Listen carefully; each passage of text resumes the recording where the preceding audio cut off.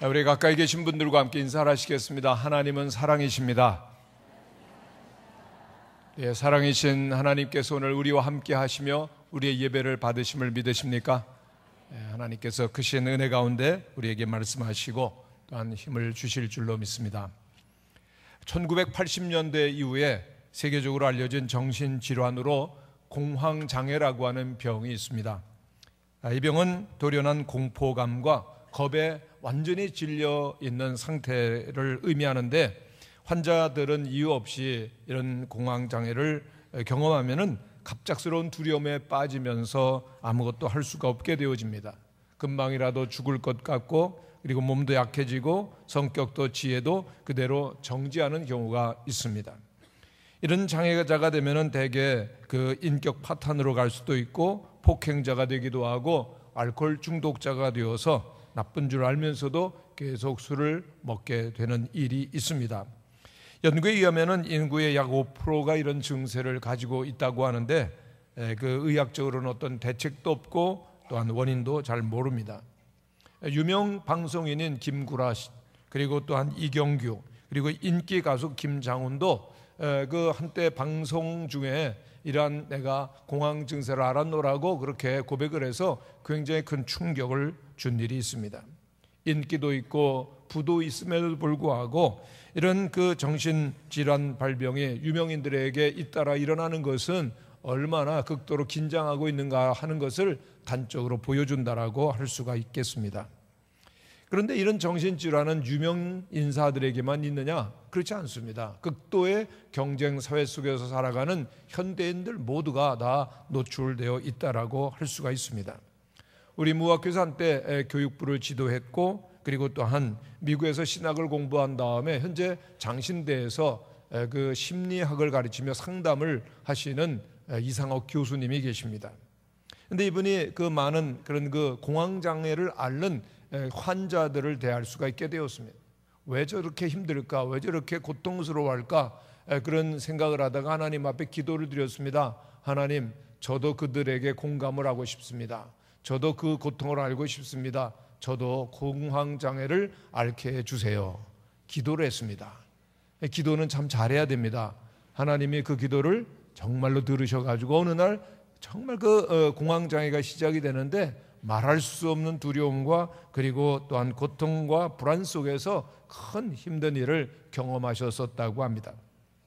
어쨌든 우리 모두에게는 이런 두려움이라고 하는 것이 늘 있게 되어지는데, 나폴레옹 힐이라고 하는 사람은 현대인들은 7가지 공포 속에 산다라고 말하고 있습니다.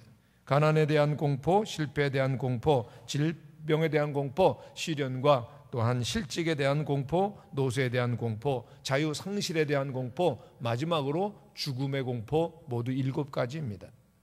그러면서 우리가 이것을 믿음으로 극복할 때만 인생에서 승리자가 된다라고 말하고 있습니다.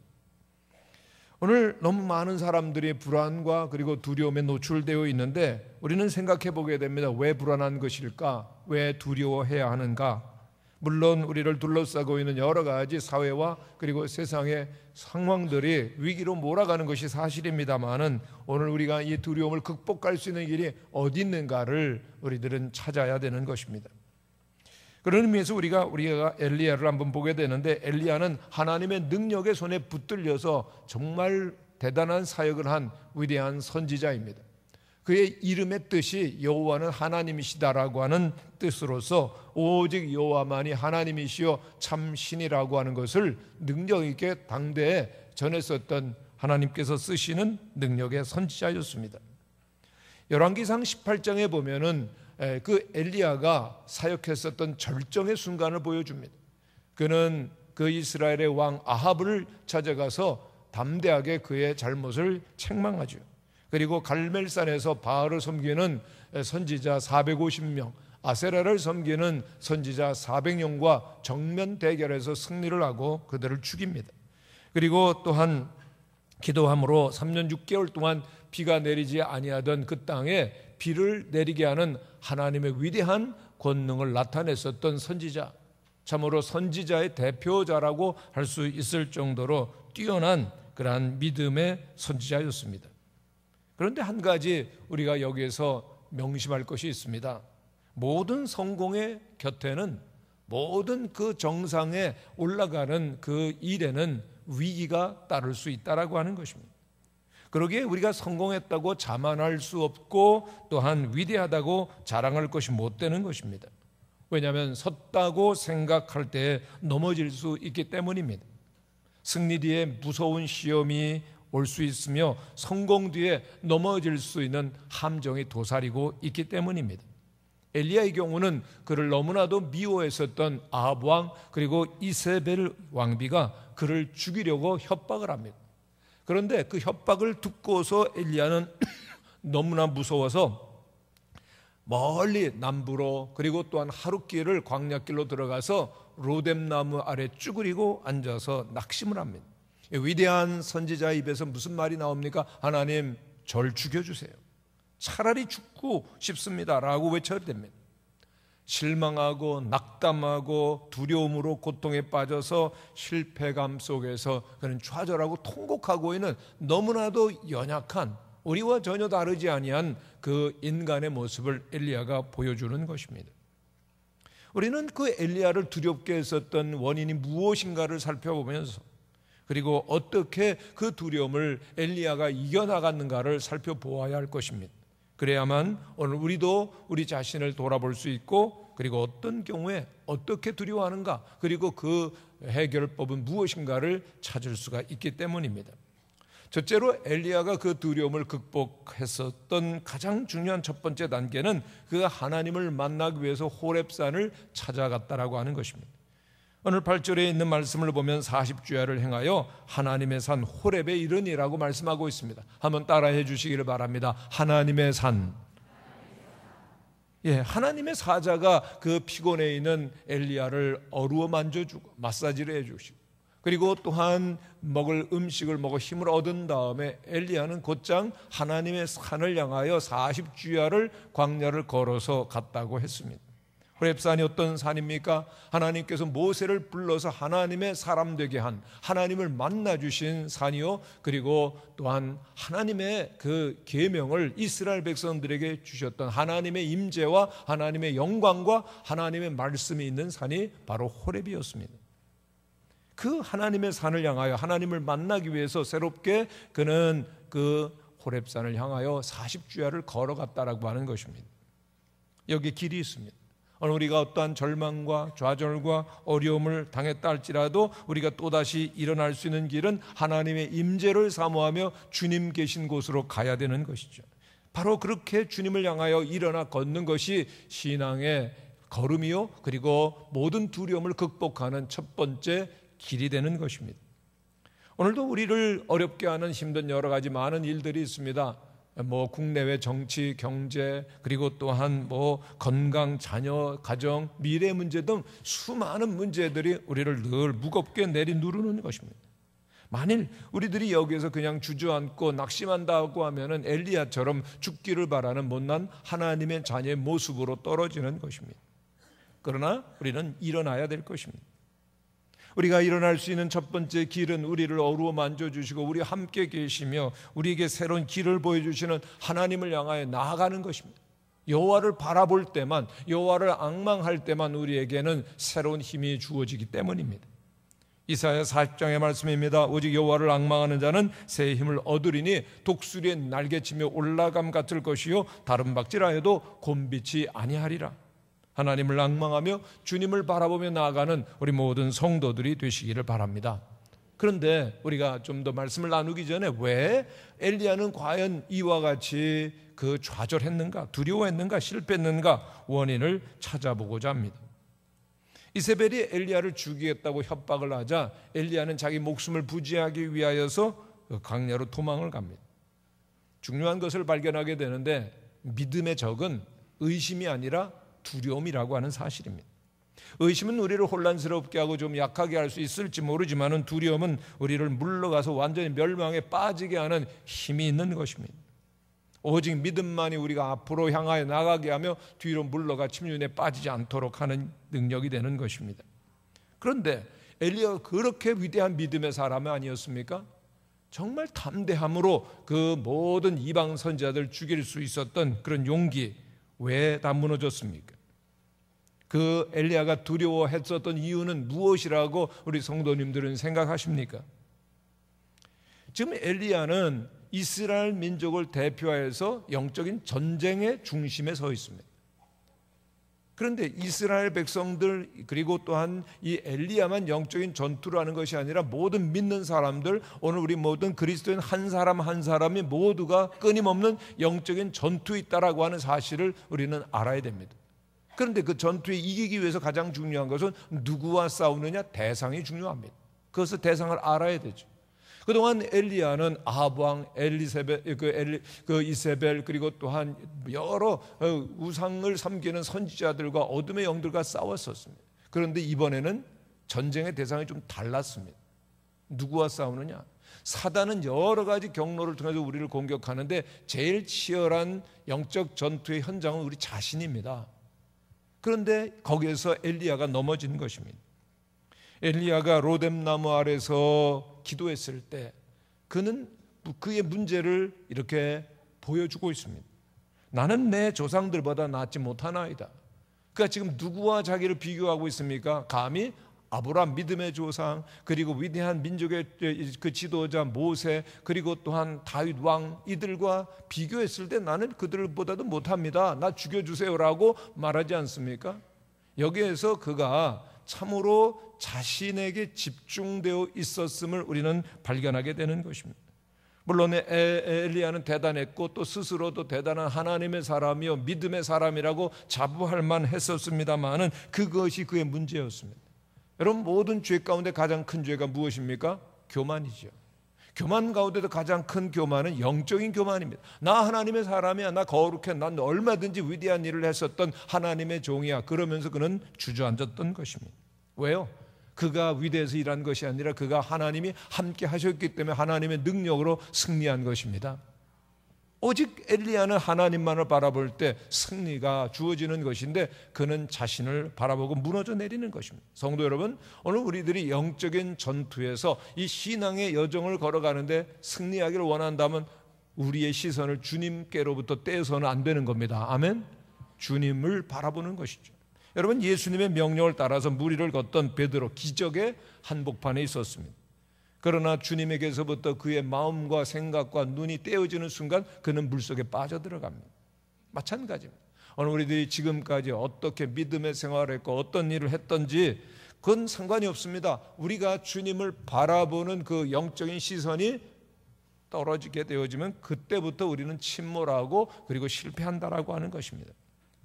분당 만나교회 김병삼 목사님은 아버지 김우영 목사님을 이어서 분당 그 만나교회를 목회를 합니다. 소위 세습 목사님이시죠.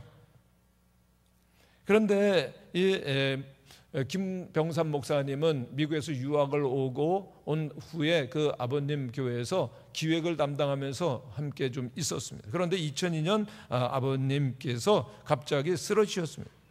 그때부터 1년간 그 만나교회에서 설교를 담당하게 되었는데 2004년 부친께서 별세한 후로 담임 목사가 되었습니다.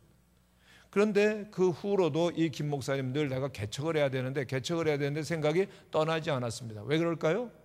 내가 세습이 목사가 됐다라고 하니 딱지 난 싫다 이거죠. 아니 그러지 않아도 여러 사람이 세습하는데 내가 왜 세습 목사가 되냐? 스스로 떼어내고 싶었기 때문에 정말 모든 힘을 다 바쳐서 열심히 목회를 했고 그리고 교회가 막 성장을 해서 이제는 내가 개척을 시작해도 되겠다 그 순간이었는데 바로 2007년 덜컥 공황 장애가 온 것입니다. 너무 힘들고 아팠습니다. 괴로웠습니다. 그렇게 아프면서 개척하고자 했었던 그의 모든 생각도 접게 되었습니다. 그 고통 속에서 김 목사님은 깊이 자신을 돌아보고 그리고 또한 질문을 하게 되었다고 합니다. 여러 가지가 있었는데 그 중에 가장 큰 것이 내가 왜 개척을 하려고 했을까라고 하는 겁니다. 그런데 답이 뭐였는가 하면요, 나 아버지 아니라도 내가 얼마든지 잘할 수 있는 능력 있는 박사, 나 괜찮은 사람이다 라고 하는 자신을 보여주고 싶은 생각이 가득했었던 것이죠.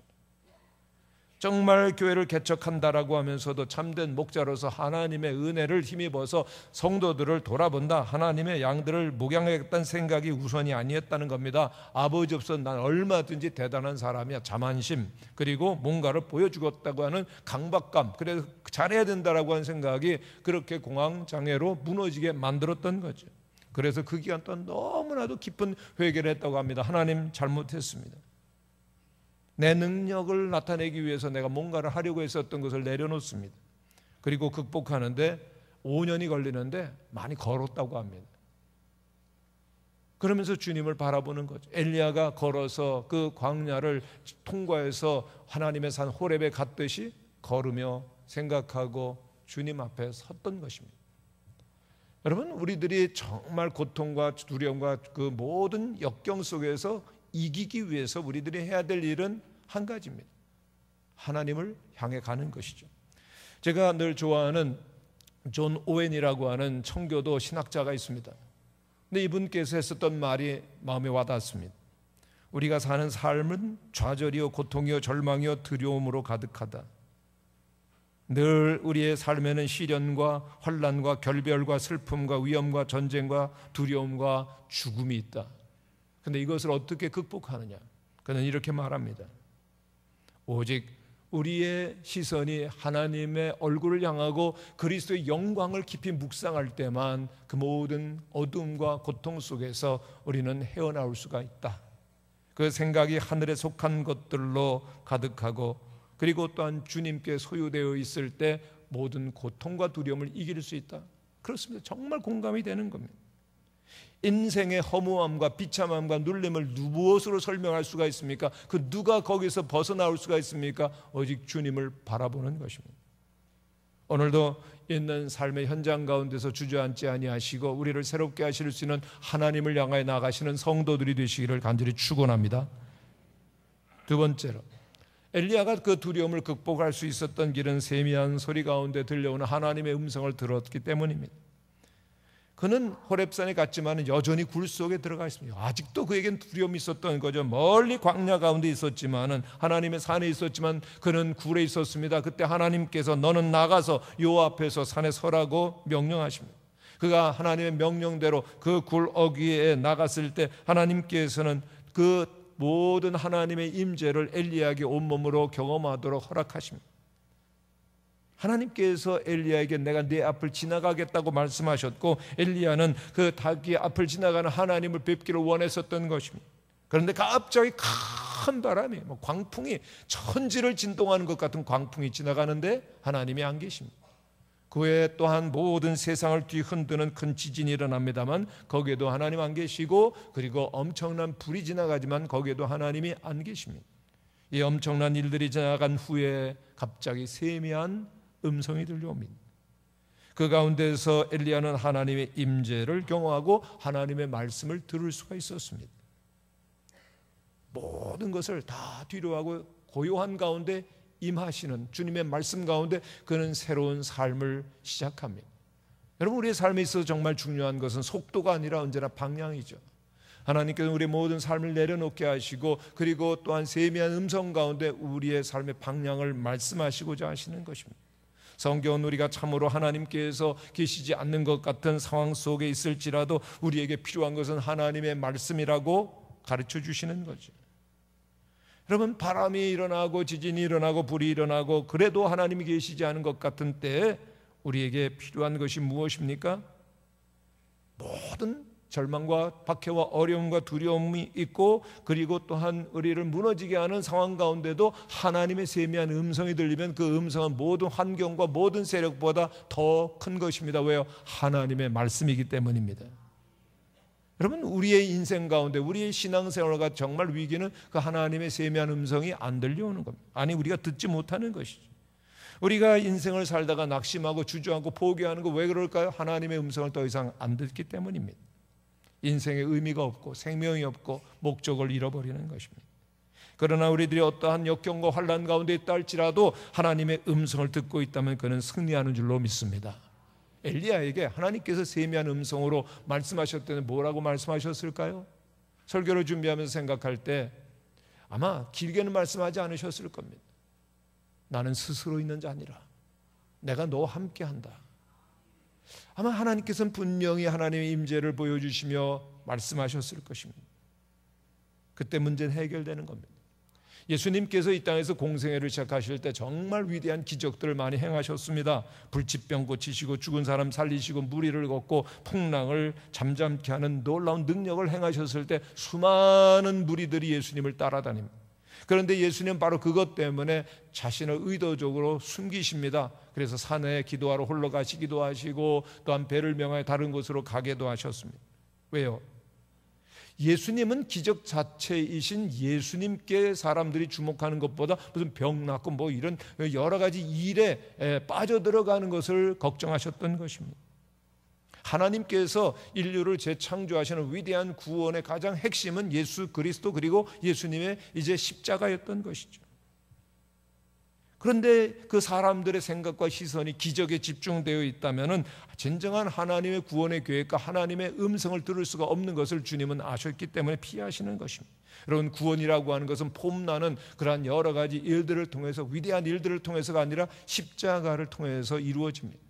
예수님은 부끄러워하는, 사람들이 피하고자 하는 그 십자가의 길을 걸어가시는데, 십자가가 무엇이죠? 십자가는 우리가 여전히 죄인이지만은 하나님 우리를 사랑하시고 용서하시고 구원하신다는 약속입니다. 할렐루야. 오직 십자가의 예수님, 예수님의 십자가를 바라보는 사람에게만 천국과 영생이라는 진정한 기적과 생명이 주어지는 것입니다. 그렇습니다. 우리가 아무리 연약하고 무너지고 또한 부족하다 할지라도 믿음으로 주님을 바라보며 주님을 고백할 때 우리들은 진정 승리하는 삶을 사는 것입니다. 우리의 연약함, 한계, 문제 가운데서도 우리를 사랑하신다고 말씀하시는 주의 음성을 듣는 성도들이 되실 수 있기를 간절히 축원합니다. 일본인 미즈타니 오사무 선생님의 얘들아 너희가 나쁜 게 아니야 라고 하는 책이 있습니다. 사람들은 이 오사무 선생을 밤의 선생, 일본에서 가장 죽음에 가까이 있는 교사로 표현하는데, 그는 매일 밤 학교 수업을 마치고는 그리고 밤거리로 나갑니다. 밤의 세계에 빠져서 세상의 밝음을 보지 못하는 아이들에게 가서 말을 건넵니다. 아이들은 대부분 길에서 어떻게 지낼까요? 일본의 애들이 대부분 방황하는 애들은 매매춘을 하거나 원조교제를 하거나 또는 마약과 술과 폭력에 그리고 범죄에 빠져서 사는 겁니다. 그런데 이러한 그 밤거리에 나가서 밤의 선생이 된 지가 거의 30년이 넘습니다. 그 긴 기간 동안 이 오사무 선생은 약에 빠져 일상적인 생활을 하지 못하는 학생들을 치유해 줍니다. 그리고 또한 그 폭주족이 되어서 사람을 죽인 학생에게 평생 그의 죄를 뉘우치며 살 수 있도록 올바른 도덕관을 심어줍니다. 조폭 무리에게 소속되어 나오지 못하는 학생을 위해서 자신의 손가락 하나를 그렇게 잘라주기도 했습니다. 이렇게 그가 밤의 세계에서 삶을 찾아준 아이들만 해도 5,000명이 넘는다고 하니까 정말 대단한 일을 했죠. 그런데 그분의 책의 처음과 겉장 그 속지에는 이 선생님의 철학이 담겨져 있는 말이 나옵니다. 한 장 사진이 있고 글이 이렇게 나옵니다. 저 도둑질한 일이 있어요? 학생의 얘기죠. 선생님의 얘기입니다. 괜찮아. 저 원조 교제했어요? 괜찮아. 저 친구 왕따 시키고 괴롭혔어요? 괜찮아. 저 본드했는데요? 괜찮아. 저 폭주족 했어요? 괜찮아. 저 죽으려고 손목을 그은 적 있어요? 괜찮아. 죽어버리고 싶어요? 죽어버리고 싶어요. 선생님은 얘기합니다. 하지만 얘들아, 그것만은 절대 안 돼. 힘들면 내게 전화하렴. 언제라도 달려가 줄게. 선생님은 이렇게 말합니다. 내게는 아이들의 과거 같은 것은 아무래도 좋습니다. 현재도 상관이 없습니다. 그들이 자신의 뜻과 힘으로 행복을 만들어 갔으면 하고 바랄 뿐입니다. 그러려면 무조건 살아야 합니다. 그래서 나는 그들이 살아주기만 해도 좋습니다. 이 길거리에 밤에 아이들에게 선생님이 손을 내밀 수 있었던 것은 그 아이들에 대한 믿음 때문이고, 그리고 그들 곁에 있고자 하는 사랑 때문이었고, 그 선생님 때문에 수많은 아이들이 새로워질 수가 있었습니다. 여러분, 하나님께서 우리를 위해서 예수 그리스도를 보내주셨습니다. 하나님을 떠나서 어둠과 죄악과 멸망 가운데 있을 수밖에 없는 우리를 위하여 예수님은 오셨고 오직 십자가를 지시고 우리에게 구원을 주십니다. 그리고 십자가를 통해 말씀하십니다. 너는 내게 소중하다. 너는 나의 사람이라고 말씀하십니다. 여러분, 그 사랑의 세미한 음성을 듣는다면, 하나님을 아는 지식이 진정 우리에게 있다면 우리는 살게 되는 것입니다. 그런데 그 하나님의 음성이 안 들려온다면 우리에게는 이미 생명이 떠나는 것이고 실패하고 마는 것입니다. 그럴 때 점점 세상의 소리가 커져갑니다. 내 안의 소리, 그리고 사람들의 소리, 심지어는 마귀 소리가 우리에게 들려오는 것입니다. 그래서 중요한 것이 하나님의 음성을 듣는 것입니다. 요한복음 10장에서 말씀하십니다. 내 양은 내 음성을 들으며 나는 그들을 알며 그들은 나를 따르느니라. 주님의 음성을 듣고 주님을 따르는 우리 모든 성도님들이 되시기를 바랍니다. 하나님이 세미한 음성으로 내가 너를 사랑한다, 내가 내 하나님이라고 말씀하실 때 그 말씀을 붙들고 주님을 믿어야 됩니다. 오늘 주님께서 우리에게 말씀하시는 말씀입니다. 두려워하지 말라, 내가 너와 함께한다. 그럴 때 우리의 영혼과 삶을 하나님께 맡겨드리시는 성도들이 되시기를 바랍니다. 우리가 누구입니까? 하나님이 사랑하시는 주님의 양이고 하나님은 우리의 목자가 되십니다. 우리의 인생을 이끄는 것이 우리 자신이 아니라는 것이죠. 범사의 주님을 인정하시고 나와 그리고 나의 지혜를 의지하지 아니하며 범사의 주님을 따를 수 있는 여러분들이 되시기를 바랍니다. 주님은 엘리야에게 말씀하셨던 것처럼 오늘 우리에게 말씀하실 겁니다. 난 너를 떠난 일이 없다. 너를 향한 너의 모든 위한 계획과 그리고 또한 모든 그 미래를 위한 그림을 청사진을 포기한 적이 없다. 너를 슬픔과 두려움 속에 홀로 버려준 적도 없다. 그렇습니다. 우리가 아무리 쓰러진 것 그리고 실패하고 모든 것이 다 떠나진 것 같은 상황 속에서도 주님은 함께 하시고 우리의 이름을 부르시고 함께 하심을 믿는 성도들이 되시기를 바랍니다. 그럴 때 비로소 일어나는 것입니다. 주님은 세미한 음성 가운데 나타났습니다. 그렇다면 우리가 해야 될 일이 있습니다. 우리의 마음에 여러 가지 풍랑 그리고 여러 가지 지진과 같은 여러 가지 그 소음들을 다 제거하고 조용히 말씀하시는 주님의 음성을 듣기 위해서 우리의 마음을 고요하게 하는 것입니다. 조용하게 하는 것입니다. 세미한 주님의 음성을 들을 수 있도록 마음을 평정케 하시고 그리고 주의 말씀에 귀를 기울이는 경건함을 회복하는 우리 성도들이 되시기를 바랍니다. 그럴 때 두려움이 틈타지 아니하고 세미한 음성과 함께 새로운 길을 가게 될 줄로 믿습니다. 세 번째로 엘리야가 그 모든 두려움을 극복할 수 있었던 길은 세미한 주님의 음성을 듣고 자기 할 일을 찾았다는 것입니다. 이 엘리야에게 주어졌던 일을 보면 그 전에 했었던 일과는 비교가 되지 않는 사소한 일처럼 어쩌면 보일 수도 있습니다. 세상을 놀라게 할 만한 위대한 일로 안 보일 수가 있습니다. 그러나 그 일은 그 전에 그가 했었던 일과 못지않게 중요합니다. 왜요? 하나님께서 그에게 맡기시는 일이기 때문에 그렇습니다. 이제 엘리야는 하나님께서 그에게 주시는 일을 위하여 새롭게 결단하고 순종합니다. 그토록 두려워했었던 그 아합 왕을 향하여다가 대결하고 그를 패하고 그 대신 예후를 왕으로 삼죠. 또한 우상 바알을 섬기는 본거지인 아람 나라 왕을 패하고 또한 하세를 아람 왕으로 세웠고 자신의 후계자로 엘리사를 세워서 기름 부어 하나님의 말씀을 전하는 선지자로 삼습니다. 작은 일입니까? 아닙니다. 위대한 일입니다. 다음의 역사를 이어가도록 그리고 나라를 새롭게 만들어가는 다음 세대를 준비한 미래를 열어가는 위대한 하나님의 일을 그는 했었던 것입니다. 그래서 엘리야는 달라지게 됩니다. 어제 엘리야, 오늘의 엘리야가 변화됐던 것입니다. 엘리야는 두려움을 극복하고 회복하게 됩니다. 왜요? 하나님께서 그에게 시키시는 일이 있으셨기 때문입니다. 그렇습니다. 하나님께서는 한번 우리가 실수했다고 버리시는 하나님 아니십니다. 오늘 우리가 실수하고 멀리 하나님을 떠난 일이 있다 할지라도 통회하고 주님께로 돌아오기만 하면 주님은 우리를 받아주시고 우리를 쓰시는 주님이심을 믿으시기를 바랍니다. 완전히 이제 엘리야가 회복이 됩니다. 왜요? 하나님께서 나를 통해서 하시는 일이 있다라고 하는 것이죠. 오늘 우리가 회복되어지는 일도 여기에 바로 있습니다. 여러분들이 살아있는 것은 사명이 있기 때문입니다. 아멘. 하나님께서 뭔가 여러분들에게 시키실 일이 있기 때문에 숨 쉬고 살아가시는 겁니다. 아멘. 그렇다면 하나님의 일을 하셔야죠. 근데 하나님의 일을 하지 못한다, 하나님의 일을 내가 붙들지 않는다, 삶의 의미와 목적과 진정한 생명을 우리는 상실하는 것입니다. 그러므로 오늘 우리들이 어떠한 상황 가운데 있다 할지라도 하나님 제게 주시는 일을 제가 하겠습니다 결단하시는 성도들이 되시기를 바랍니다. 연세가 드신 어른들 하실 일이 있습니다. 어른들은 저를 한번 보시기를 바랍니다. 기도하셔야 됩니다. 다음 세대들이 얼마나 위기 가운데 있습니까? 혼돈 가운데 있습니다. 그들을 위해서 눈물로 기도하시는 사명이 있으십니다. 또한 우리 교회 나오는 여러 성도들, 우리 많은 분들 가운데서 정말 하나님께서 하시는 일을 교회를 통해서 하시기를 원하신다면 등록하시고요. 그리고 여러분들이 교회 안에서 여러 가지 일을 여러분들이 찾으시고 그리고 또한 우리의 삶을 주님 앞에 드리시는 영광이 있게 되시기를 간절히 축원합니다. 또한 우리가 모든 매일매일의 가정과 삶 속에서 해야 될 일이 있습니다. 나는 그리스도인임을 선언하는 것입니다. 한번 따라 하시기를 바랍니다. 하나님, 제가 그리스도인입니다. 아멘. 하나님께 여러분들이 그리스도인, 하나님의 자녀임을 고백하셨다면 세상 속에서도 나는 그리스도인임을 선언해야 된다는 겁니다. 직장에서, 동료들 속에서, 어디를 갔는지 예수의 사랑이 내게 함께하는, 나는 십자가의 복음을 믿는 그리스도의 군사임을 드러내실 수 있는 성도들이 되시기를 축원합니다. 그때 우리들은 모든 두려움을 이기는 하나님의 사람들, 빛의 자녀들, 그리고 영원한 생명을 향해 나아가게 될 줄로 믿습니다. 여기에 우리의 선택이 있습니다. 교회 극도의 타락이 있었을 때, 그래서 종교개혁의 바람이 불 때 그 중세 어느 때 일입니다. 바젤에 살던 마틴이라고 하는 믿음의 사람이 성경을 읽으면서 진리를 알게 되었습니다.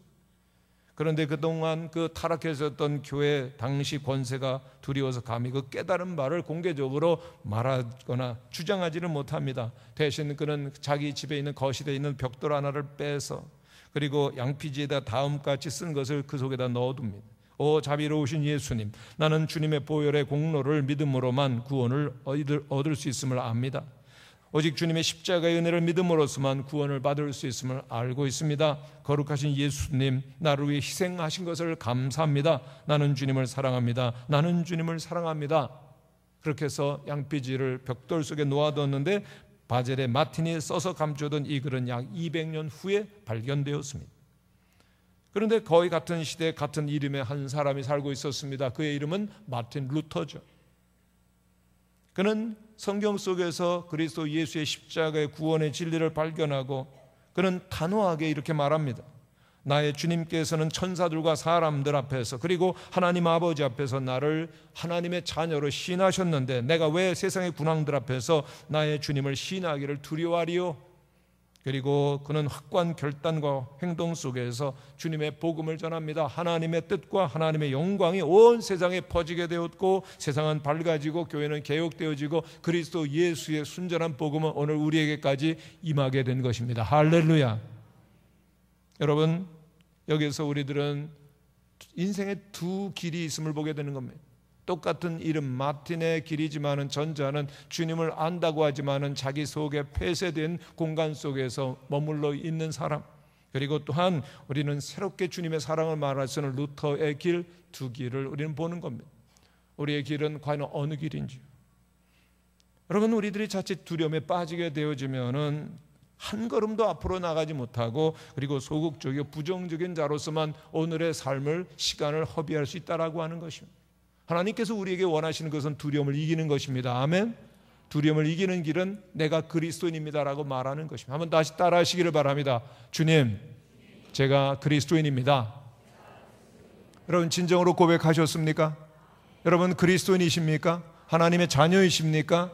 그렇다면 이 시간뿐만 아니라 여러분의 직장과 가정과 모든 삶의 순간순간 어디를 가든지 그리스도인입니다 선언하시라는 겁니다. 여러분, 두려움이라고 하는 문제에 대한 해답은 하나님을 아는 지식 곧 진정한 신앙으로만 해결되는 것입니다. 하나님의 형상을 입은 우리 인간이 하나님을 떠날 때 두려움이라고 하는 증상이 시작됩니다. 하나님을 떠나서 스스로 자유한 나의 인생을 살고자 할 때 깊은 곳에서부터 그 무서운 공포가 일어나는 것입니다. 어둠이 우리를 묶어가는 것이죠. 이제 우리 할 일이 있습니다. 아무리 우리를 낭만하게 하고 두렵게 하고 그리고 좌절케 하는 일이 많이 있다 할지라도 하나님은 우리와 함께 하십니다. 하나님 우리를 사랑하십니다. 우리에게 말씀하십니다. 그 주님과 함께 일어나는 우리 모든 성도들이 되시기를 축원합니다. 주님, 이제는 세미한 주님의 음성을 따라서 새롭게 살기를 원합니다. 다짐하고 나갈 때 우리들이 일어나서 주의 말씀을 듣고 선포할 때 하나님께서는 우리의 길을 비추어 주시고 승리의 삶을 허락하여 주시는 줄로 믿습니다.